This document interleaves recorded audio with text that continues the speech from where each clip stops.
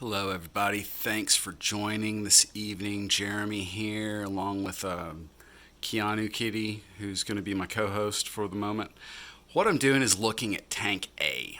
This was my first aquarium that I brought into this home sometime like early 2000 teens or something. So I initially set this up as a Wallstead tank. I've told this story before, but I'll make it brief. It ran as a dirted Wallstead tank for 8 years, 9 years or so, and about 4 months ago, I converted it to a deep substrate tank a la Father Fish. So thank you to Father Fish for turning me on to a better way and some nicer methods of doing so. I've told many of my viewers and our aquarium club members how to do this, but essentially it's just an inch of soil with a couple of inches of sand cap.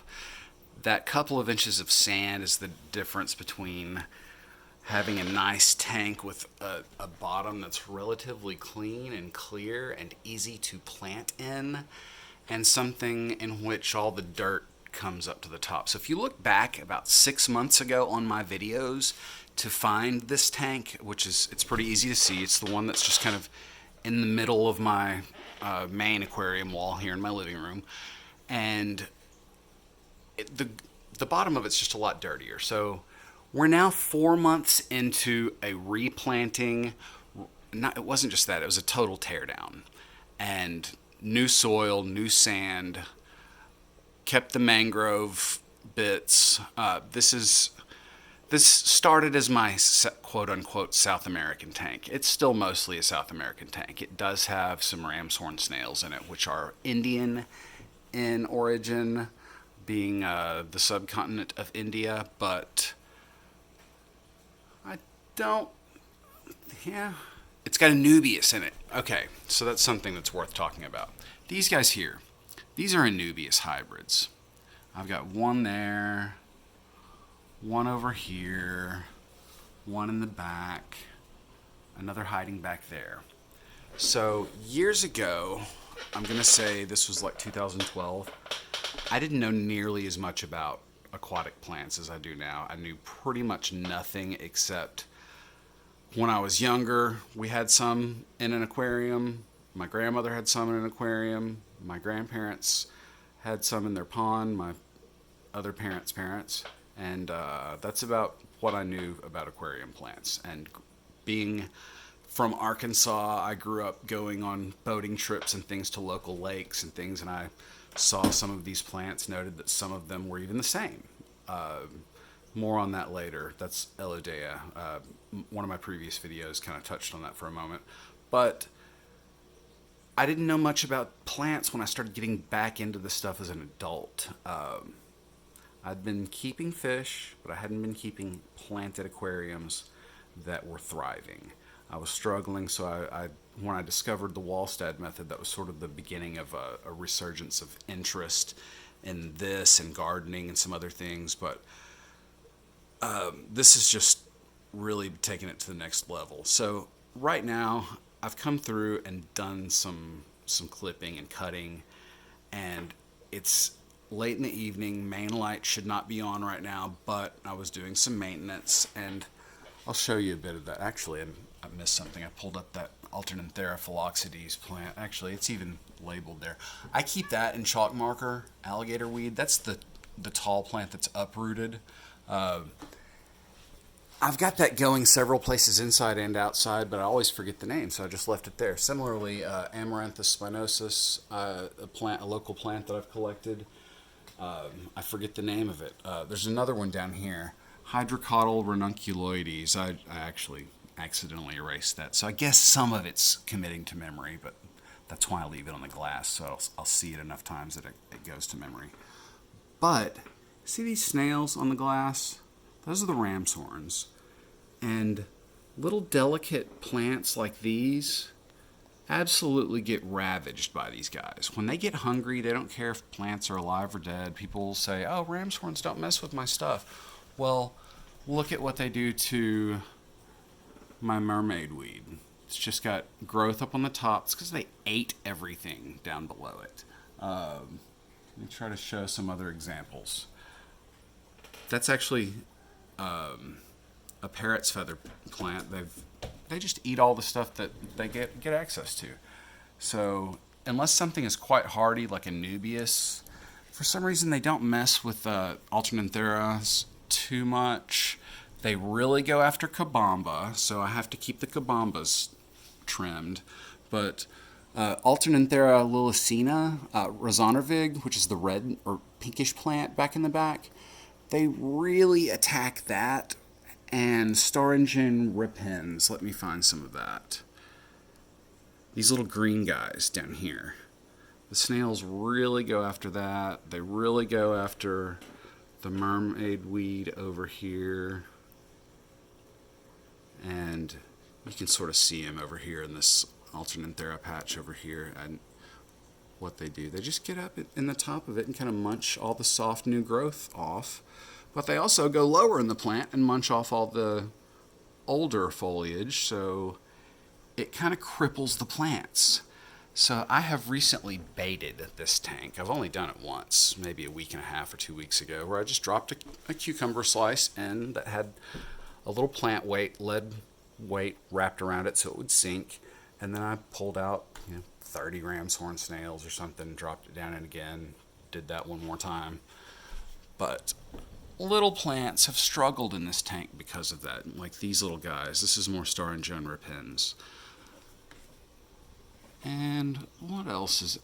Some things just don't have any trouble at all, like dwarf Sagittaria, no trouble. Up here, flame moss, that I'm not positive if it's a South American moss or not. I'm thinking that it is not, so that's kind of a part of the broken thing. So let's talk about these fish. There are obviously lots and lots of Endlers in here.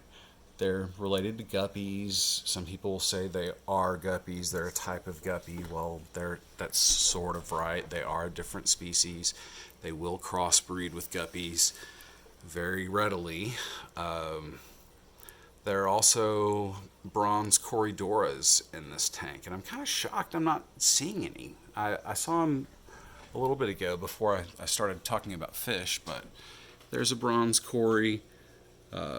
They breed, and actually there's 2 of them. And there are definitely some more. We're just not seeing them at the moment. Anyway, this tank runs a little cool. I would say it's like 78 degrees. There is one large sponge filter driven by an air pump back in there. That's the only circulation in this tank. It does have some pretty complicated lighting. It's got a big LED shop light that's rated at 6500 Kelvin light temperature. It also has what I call the evening light, and I guess I'm going to show you guys the stuff. There's also something janky up in here. I was just testing something, so this is not safe. Don't do this at home. I've got a fluorescent tube with actually an LED strip that's a grow light, kind of a pink light, just sitting across the top of this because I wanted to see if it would really help these guys, and it definitely does. So more light was something that they wanted.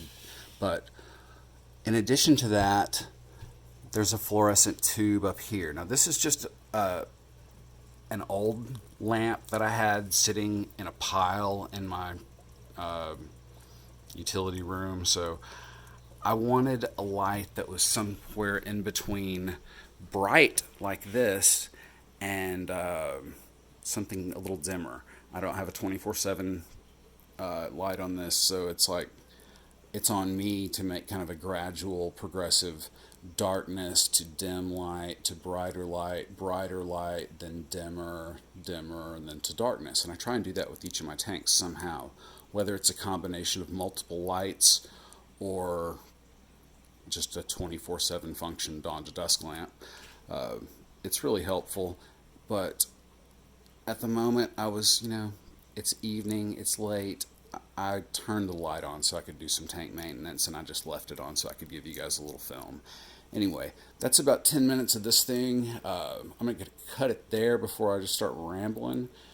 But this is what's going on with Tank A. It's roughly a 4-month update, and things are kind of cool. It's to the point where it's just starting to fill in a bit.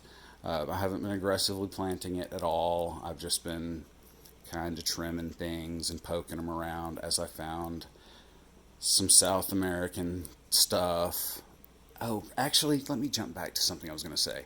Back 7 or 8 years ago, when I purchased this Anubias hybrid, it was sold to me as an Amazon sword. And silly me, I didn't know any better. I just believed it. So, literally for years, I thought these guys were Amazon swords. And every time I would see a real Amazon sword like this, I'd go, huh, wonder what that is. They're supposed to be in the same family as this Corydoras stuff. What the heck? Well, it took me a while. Actually, I had to look at other Anubias plants that I had and go, dang, those things look awfully similar just as far as how they really break away from the center, like Stalin type structure. And then one day it kind of dawned on me, and I was like, man, I feel really stupid. There are also some crypts in here that kind of a bright broadleaf plant in the back there, and I think the one behind the Anubias in there, kind of on the ground. Not this guy, the one back there. Not sure on the species of that. I haven't had many crypts. Those came from Dustin, so I appreciate him sending me some samples. That was very cool. Anyway, yeah. Hope you guys enjoy something about this. I'm going to call it. Catch you later. Have a good night. Give me a like or subscribe if you enjoy these things, and I'll continue doing some tank talks.